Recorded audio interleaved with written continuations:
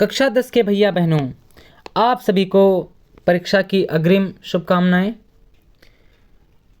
2023 में UP board की जो परीक्षाएं हैं उसमें हिंदी के पेपर जिस पैटर्न पे होंगे उस पे आधारित एक प्रश्न पत्र है हमारे पास, तो इसको हम हल करके देखेंगे आज।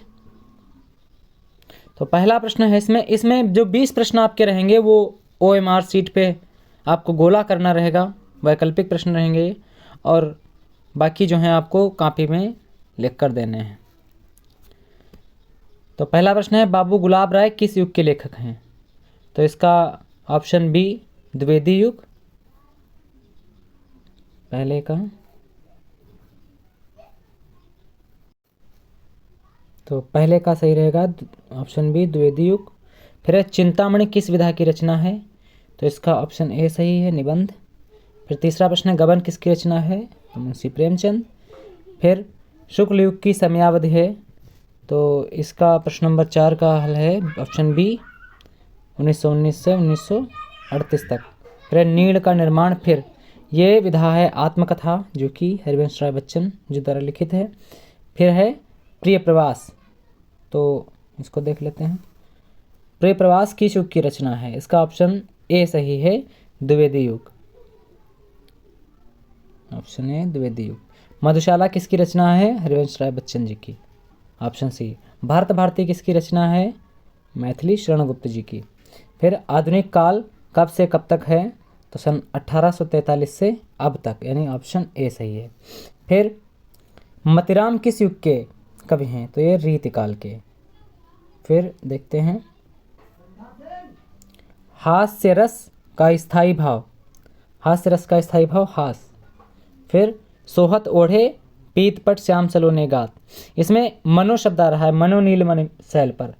तो मनो मानहु ऐसे जनो जानहु, ये शब्द जहाँ पे आते हैं वहाँ पे उत्प्रेक्षा अलंकार होता है, इसकी ये पहचान होती है।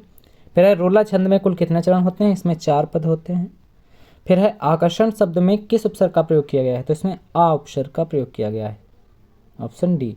फिर है, प्रत्यय के कितने भेद हैं? तो प्रत्यय के 2 भेद होते हैं, कृत तद्धित, ठीक। फिर पीताम्बर में कौन सा समास है? तो पीताम्बर में समास है बहुब्रीहि। फिर है, आंसू का तत्सम रूप है अश्रु। फिर यण संधि का सूत्र है इको यणच। फिर फलस्य शब्द का वचन एवं विभक्ति है, तो ये राम के रूप पे चलते हैं, जैसे रामस्य रामयो रामाणाम, तो षष्ठी विभक्ति एक वचन हो जाएगा। वैसे ये नपुंसक लिंग है और राम जो है अकारांत पुल्लिंग है, थोड़ा अंतर रहता है बस। फिर अपठत, तो अपठत का रहेगा अपठत अपठताम अपठन, यानी प्रथम पुरुष एक वचन है इसमें, ऑप्शन बी सही है इसका। फिर देखते हैं आगे के प्रश्न जो हैं आपके। आगे के प्रश्न जो हैं वो आपको कॉपी पे लिखने हैं। जैसे पहला प्रश्न है, निम्नलिखित गद्यांश पर आधारित 3 प्रश्न का उत्तर दीजिए। तो इसमें जो पहला प्रश्न है वो है, उपर्युक्त गद्यांश का संदर्भ लिखिए। जैसे यह कोई बात नहीं है कि एक स्वभाव और रुचि के लोगों में ही मित्रता हो सकती है, तो इसका संदर्भ आपको लिखना है कि प्रस्तुत गद्यावतरण अथवा प्रस्तुत गद्यांश हमारी पाठ्य पुस्तक हिंदी के मित्रता नामक पाठ शीर्षक से उद्धृत है। इसके लेखक श्री आचार्य रामचंद्र शुक्ल जी हैं जो कि प्रसिद्ध आलोचक हैं। तो यह संदर्भ हो गया आपका। फिर दूसरा प्रश्न है, गद्यांश के रेखांकित अंश की व्याख्या कीजिए। तो व्याख्या आपको इसी को पढ़ना है और इसी आधार पर अपने शब्दों में कर देना है। जैसे शुक्ल जी कहते हैं कि 2 व्यक्तियों में मित्रता होने के लिए यह आवश्यक नहीं कि उनके स्वभाव एक जैसे हों और उनकी रुचियां एक समान हों, वरन भिन्न स्वभाव वालों में भी मित्रता हो सकती है, ठीक। और अब इस पर ही तीसरा प्रश्न है, लेखक के अनुसार समाज में विभिन्नता देखकर लोग एक दूसरे की ओर क्यों आकर्षित होते हैं? तो तीसरे प्रश्न, इसको पूरा एक गद्यावतरण आपको पढ़ना है, फिर तीसरे प्रश्न का उत्तर इसी में होता है। जैसे इसका उत्तर है, क्योंकि लेखक के अनुसार समाज में विभिन्नता देखकर लोग एक दूसरे की ओर क्यों आकर्षित होते हैं? क्योंकि व्यक्ति में होने वाले कतिपय अर्थात कुछ गुणों का अभाव उसे उस गुण से युक्त व्यक्ति की ओर आकर्षित करता है। मतलब जिस व्यक्ति एक व्यक्ति है उसमें कुछ गुणों की कमी है लेकिन दूसरे व्यक्ति में है तो उसका ध्यान उधर आकर्षित होता है। यही इसका उत्तर है। फिर अगला प्रश्न देखते हैं। प्रश्न नंबर 2 है, दिए गए पद्यांश पर आधारित 3 प्रश्नों का उत्तर दीजिए। इसमें भी आपको 2 पद्यांश हैं, इसमें से कोई एक पद्यांश करना है। जैसे ऊपर का है, चरण कमल बंदों हरिराई, जाकी कृपा पंगु गिरी लहो, अंधे को सब कुछ दर्शाई, बहिरो सुने गूंग पुनि बोले, रंग चले सिर छत्र धराई, सूरदास स्वामी करुणा में बार बार बंदों तिहि पाई। तो पहला प्रश्न है, उपर्युक्त पद्यांश का संदर्भ लिखिए। तो इसका भी उसी प्रकार संदर्भ लिख देंगे कि प्रस्तुत पद्यांश अर्थात प्रस्तुत पद्य पंक्तियाँ हमारी पाठ्य पुस्तक हिंदी काव्य के पद नामक पाठ शीर्षक से उद्धृत हैं। इसके रचयिता सूरदास जी हैं। अब इसमें जो अगला प्रश्न है, रेखांकित अंश की व्याख्या कीजिए। रेखांकित अंश की करनी है तो रेखांकित अंश है, बहिरो सुने गूंग पुनि बोले। यानी सूरदास जी वंदना कर रहे हैं ईश्वर की कि हे ईश्वर मैं आपके कमल रूपी चरणों की वंदना करता हूँ। आपकी कृपा से बहरा सुनने लगता है और गूंगा व्यक्ति बोलने लगता है। और चूँकि राजा का विलोम रंक होता है, इसलिए रंक भी जो फ़कीर होता है वो भी राजा की तरह सिर पर छत्र रख के चलता है आपकी कृपा से। तो हे प्रभु, आपके कमल रूपी चरणों की मैं वंदना करता हूँ। ये इसकी व्याख्या हो गई रेखांकित अंश की। फिर तीसरा प्रश्न है, उपर्युक्त पंक्तियों में कौन सा अलंकार है। तो इन सभी पंक्तियों को पढ़िए। इसमें कौन सा अलंकार, इसमें पहली पंक्ति पढ़ेंगे, चरण कमल बंदों हरिराई, कमल रूपी चरणों की वंदना की जा रही है। तो जहाँ पे कमल रूपी या किसी ऐसे उदाहरण जहाँ पे प्रस्तुत हों वहाँ पे रूपक अलंकार होता है। तो ये भी प्रश्न आपका हो गया। फिर प्रश्न नंबर 3 है। प्रश्न नंबर 3 है, दिए गए संस्कृत गद्यांश में से किसी एक का संदर्भ सहित हिंदी में अनुवाद कीजिए। तो 2 नंबर इसमें जो है संदर्भ के हैं, 3 नंबर अनुवाद के हैं, 5 नंबर का प्रश्न है। तो इसमें आप संदर्भ ऐसे लिखेंगे, प्रस्तुत गद्यांश हमारी पाठ्य पुस्तक हिंदी के संस्कृत खंड के वाराणसी नामक पाठ से उद्धृत है। ऊपर वाला गद्यावतरण करेंगे तो ये आपका संदर्भ हो गया, वाराणसी नामक पाठ से उद्धृत है। यहाँ तक प्रस्तुत गद्यांश हमारी पाठ्य पुस्तक हिंदी के संस्कृत खंड के वाराणसी नामक पाठ से उद्धृत है। फिर हिंदी अनुवाद डाल के नीचे लिखेंगे, एषा नगरी, एषा अर्थात यह नगरी भारतीय संस्कृति और संस्कृत भाषा की केंद्र स्थली है। यहीं से संस्कृत साहित्य और संस्कृति का प्रकाश सभी जगह फैला है। मुगल युवराज दारा शिकोह ने यहाँ आकर भारतीय दर्शन शास्त्रों का अध्ययन किया। वह उनके ज्ञान से इतना प्रभावित हुआ कि उसने उपनिषदों का अनुवाद फारसी भाषा में कराया। एक बार फिर से इसको देखते हैं। यह नगरी भारतीय संस्कृति और संस्कृत भाषा की केंद्र स्थली है। इत एवं संस्कृत वाङ्पस्य संस्कृतेश्च आलोका सर्वत्र प्रसृता। यहीं से संस्कृत साहित्य और संस्कृति का प्रकाश सभी जगह फैला है। फिर मुगल युवराजा दारा शिकोह अत्रागत्य भारतीय दर्शन शास्त्राणाम अध्ययनम अकरोत्। मुगल युवराज दारा शिकोह ने यहाँ आकर भारतीय दर्शन शास्त्रों का अध्ययन किया था। फिर है, सतेषां ज्ञानेन तथा प्रभाविताः अभवत् यत्तेन उपनिषदाम अनुवादः पारसी भाषायां कारितः। वह उनके ज्ञान से इतना प्रभावित हुआ कि उसने उपनिषदों का अनुवाद पारसी भाषा में कराया। ये आपका हो गया। इसके बाद चौथा प्रश्न है, दिए गए संस्कृत पद्यांश में से किसी एक का संदर्भ सहित हिंदी में अनुवाद कीजिए। तो इसका भी आपको अनुवाद करना है।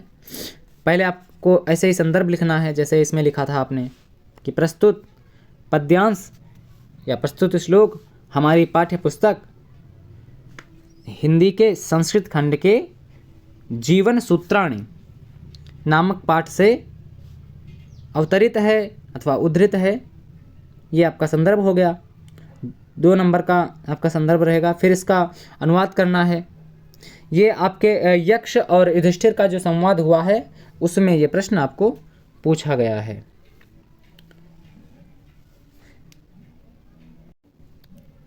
यक्ष ने युधिष्ठिर से पूछा था कि क्या त्याग कर व्यक्ति प्रिय हो जाता है, क्या त्याग कर व्यक्ति शोक नहीं करता है, ऐसे ही करके प्रश्न पूछा था। तो उसमें इसका उत्तर युधिष्ठिर ने दिया था मानम हित्वा प्रियो भवति।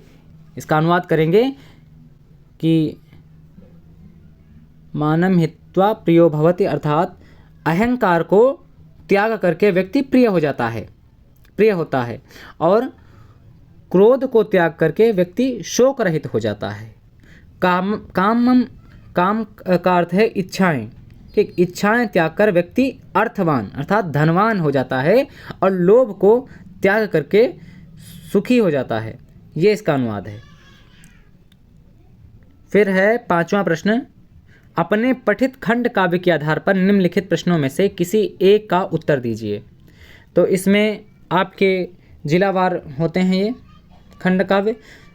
यहाँ लखीमपुर खीरी का है मातृभूमि के लिए खंड काव्य, तो इसमें चा वाले में जाते हैं। इसमें पहला प्रश्न है मातृभूमि के लिए खंड काव्य के संकल्प सर्ग का सारांश लिखिए। तो संकल्प सर्ग जो इसका है उसी का सारांश लिखना है। फिर दूसरा प्रश्न है मातृभूमि के लिए खंड काव्य के आधार पर चंद्रशेखर आज़ाद का चरित्र चित्रण कीजिए।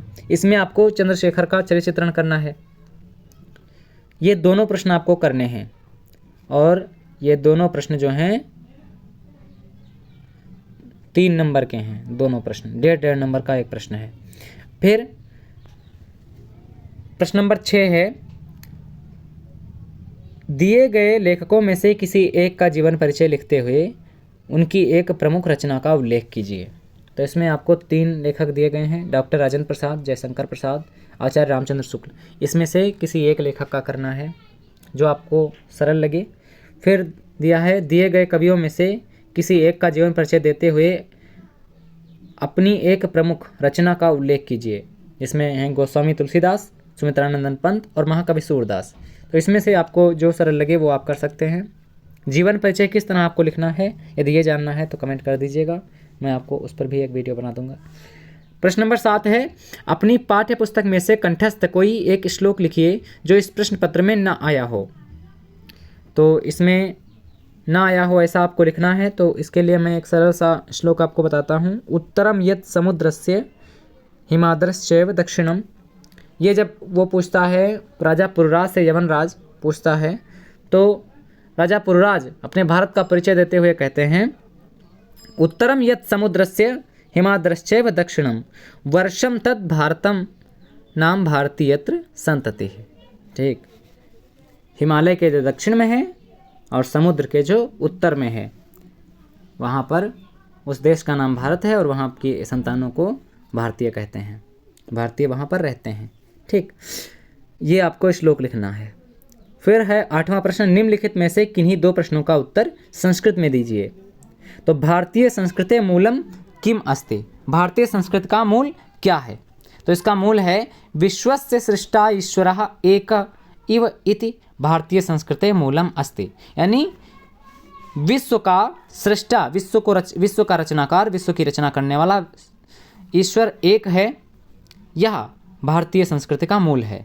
ठीक, इसको ही आपको संस्कृत में लिखना है, विश्वस्य सृष्टा ईश्वरः एक एव इति भारतीय संस्कृते मूलम अस्ति।